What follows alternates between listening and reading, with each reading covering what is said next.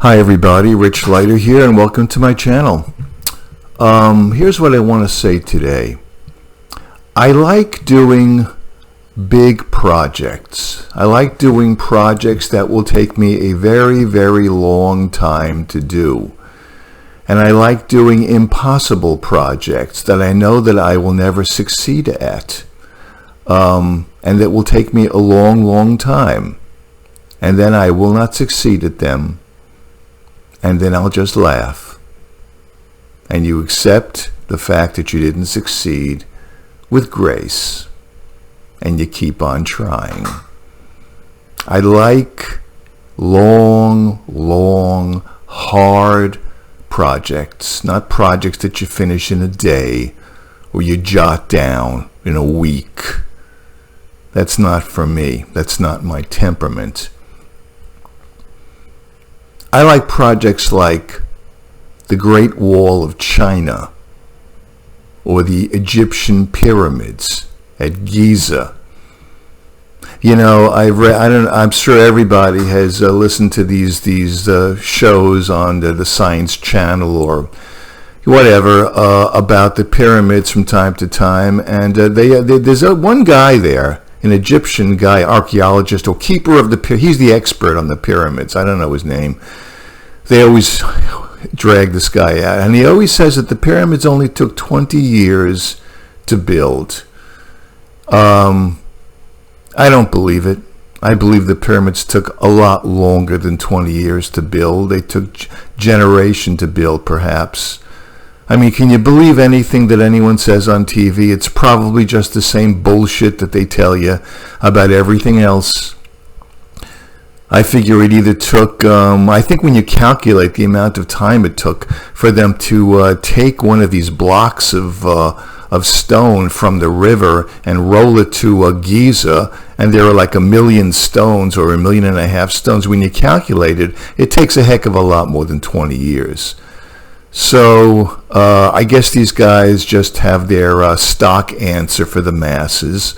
20 years. To me, it either took a much, much longer time, or else I'm also torn between believing that, or that it was created by aliens who levitated the stones way back then.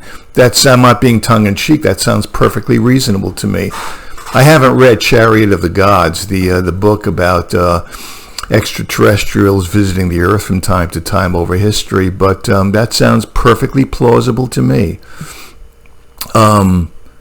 I came across a clipping about Herman Melville about, I don't know, maybe 8 years ago now, and I laminated it and I kept it with me. Herman Melville made a trip to the Holy Land and to the Middle East, and he visited the pyramids at Giza, and he has a little journal entry, and I want to read it to you now. Here it is. And he's looking at the pyramids now at Giza. The lines of stone do not seem like courses of masonry, but like strata of rocks. The long slope of crags and precipices, the vast plain, no wall, no roof. In other buildings, however vast, the eye is gradually inured to the sense of magnitude by passing from part to part. But here there is no stay or stage. It is all or nothing. It is not the sense of height, but the sense of immensity that is stirred. After seeing the pyramid, all other architecture seems but pastry. Though I had but so short a time to view the pyramid, yet I doubt whether any time spent upon it would tend to a more precise impression of it. As with the ocean, you learn as much of its vastness by the first 5-minute glance as you would in a month. So with the pyramid, its simplicity confounds you. Herman Melville was obsessed with grandeur, with grand projects, bigness, hugeness, not just in Moby Dick.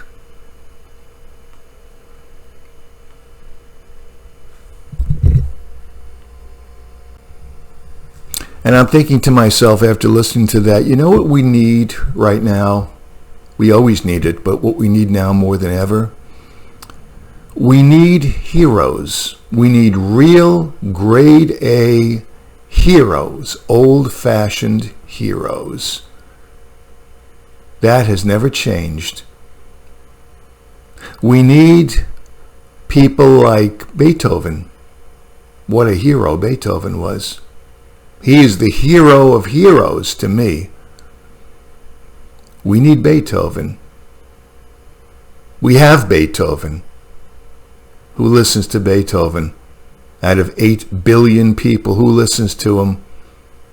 10,000 people maybe on YouTube at the most. We need heroes. You know, my wife and I were watching the movie Gladiator a couple of days ago.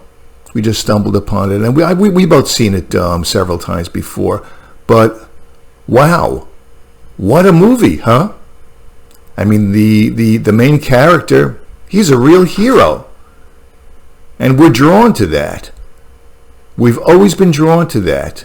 That's what we look for in our movies, in films. We don't have them in real life, so we look to them in a fantasy in the movies, but we want that.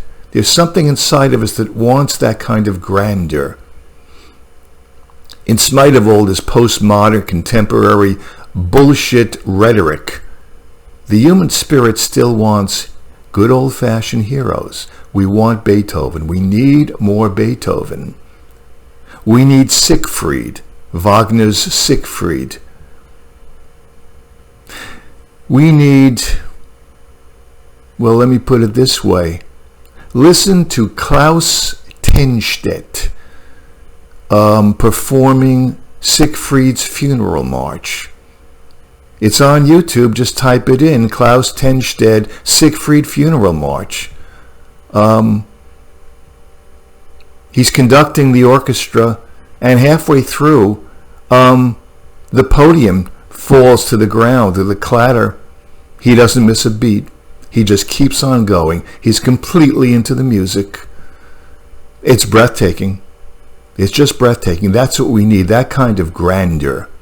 We need that desperately. And we don't have it anymore. What we have now is smallness. We have triviality. We dished out triviality every second of our lives. The individual is dead now. The hero is dead now. It's all about the community, about utilitarianism, about egalitarianism, how we're all equal, how we should all hold hands together. Smallness, triviality. You know, Nietzsche says something about what we have now. You've all heard of the Superman, the Ubermensch. Well, here's what he also talks about in Thus Spake Zarathustra. He talks about the last man. Here's what he says about the last man. Excuse me. Here we go. He says, the earth, and remember, Nietzsche wrote this in, 1870, 1880, something like that, you know, over 120, 30 years ago. He says, the earth has become small, and on it hops the last man, who makes everything small. A little poison now and then, that makes for pleasant dreams. and much poison at the end for a pleasant death. How prophetic is that? How prescient is that? I mean, when he talks about a little poison now and then, that makes for pleasant dreams. I mean, obviously, you can't help but thinking about how many people are on 12 different medications, half of which are psychiatric, SSRI inhibitors, serotonin uptake inhibitors, antidepressants, mood stabilizers. They hand them out like candy. We're all drugged up. And then he says, of course, at the end, and much poison at the end for a pleasant death. Yeah, exactly. That's the way we die these days. We check into a hospital. We got something. We got cancer, whatever it is. And they just medicate you to take away the pain. And they keep medicating you into oblivion. And you just check out. That's it. How prophetic. That's what we have now. We have the last man. Just look around you. That's it. So what we need in our lives now is grandeur, if we even know what that is anymore. We don't need YouTube. I know this is going on YouTube, but we don't need YouTube. When I look at YouTube, I see the reincarnation of the last man. I see triviality. I see small minds all vying for your attention. I see young people who I've slept more than these people have even lived, and they're already telling me what I should be doing with my life. People who say, "Wow, I worked 20 hours on this painting. Wow!" They have no conception of grandeur at all. Small minds, small egos, trying to convince you that they know something, and they don't. So we need real grandeur. We need real heroes. People have to make a move. They have to commit themselves to more than just being debt slaves, to being slaves and serfs. If that hasn't already, I think it's already been lost, but I'm saying it anyway. We need heroes. We need hugeness. We need grandeur. Now, more than ever.